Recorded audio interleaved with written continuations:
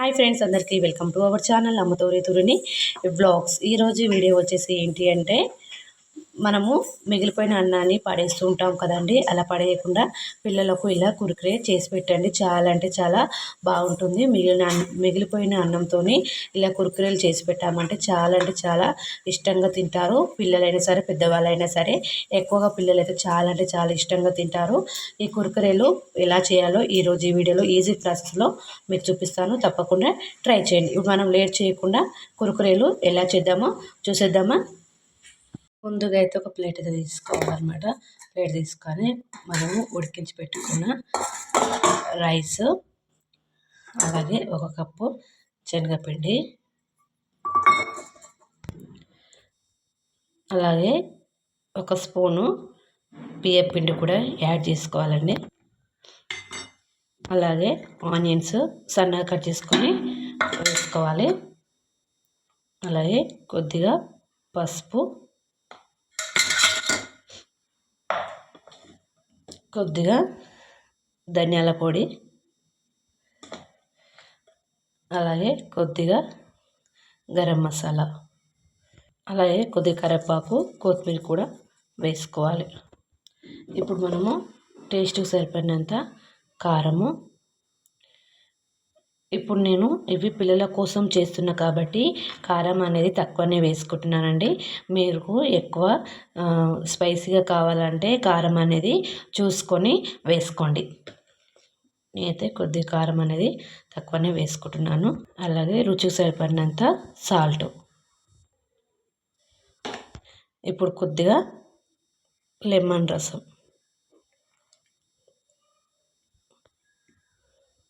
ఇప్పుడు వీటన్నిటిని మంచిగా మిక్స్ అయ్యేలాగా కలుపుకుందాం.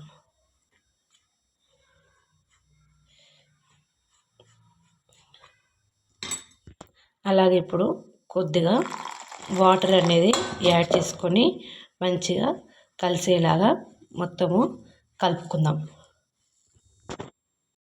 చూసారా, పిండి అయితే మనము ఈ విధంగా అయితే మనమైతే కలుపుకోవాలి. మనం చపాతీ పిండికి అయితే పిండి ఎలా కలుపుకుంటామో అలాగనే కానీ కొద్దిగా గట్టిగానేగా కలుపుకోవాలన్నమాట పిండి అనేది. ఇప్పుడు మనము దీన్ని చిన్న బాల్స్ లాగా ఇలా చేసుకోవాలి.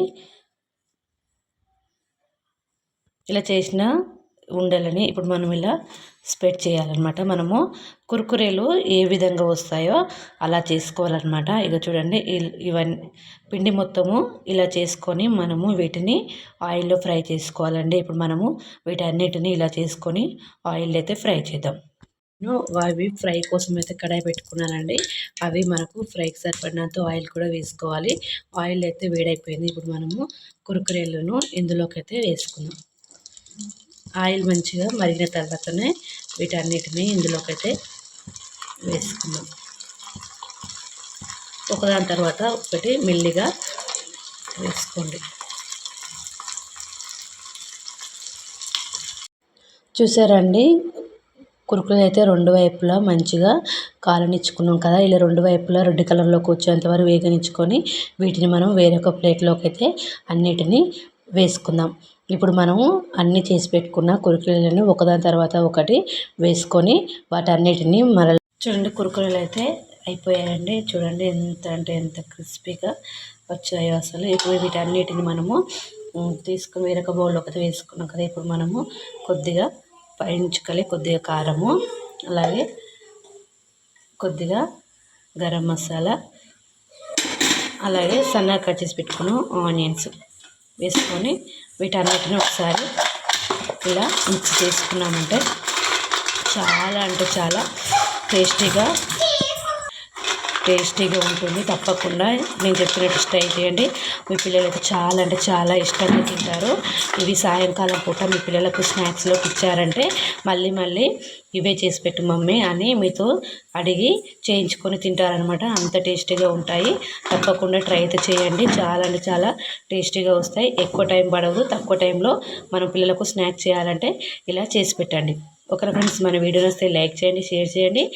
అలాగే మన వీడియోలను కామెంట్ బాక్స్లో కామెంట్ చేయండి.